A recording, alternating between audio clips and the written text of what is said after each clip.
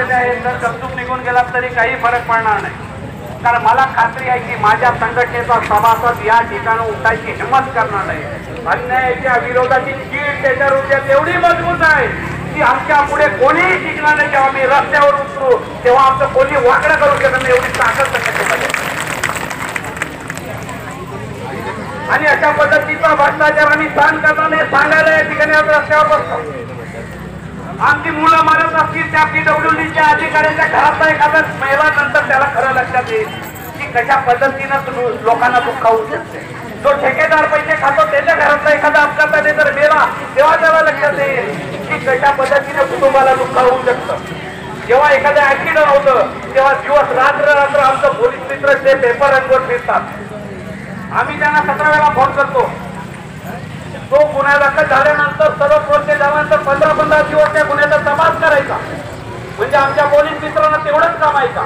आणि म्हणून संघटनेने ठरवलं की बेमुदत म्हणजे बेमुदत, जोपर्यंत आम्हाला ठोस आश्वासन मिळत नाही तोपर्यंत या ठिकाणाहून उठणार नाही, सांगायला आपण या ठिकाणी.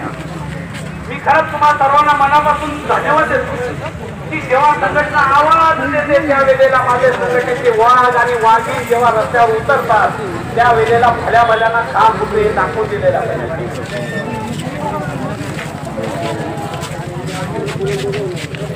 त्याच्यामध्ये काय चाललंय त्याच्याशी आम्हाला घेणं नाही. आमचा एखादा रिक्षावाला लोन काढून रिक्षा घेतो, 15 दिवसानंतर त्याच्या रिक्षाच्या कामाला सुरुवात होते.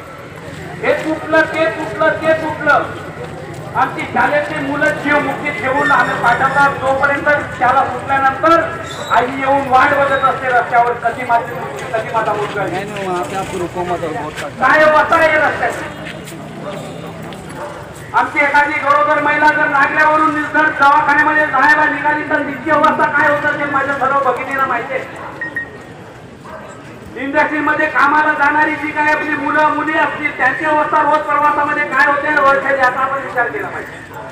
आणि म्हणून या ठिकाणी जे काही गाड्या थांबल्या असतील, जे ड्रायव्हर असतील त्यांना मला बाकी हात जोडून विनंती की हा आंदोलनच तुमच्यासाठी आहे.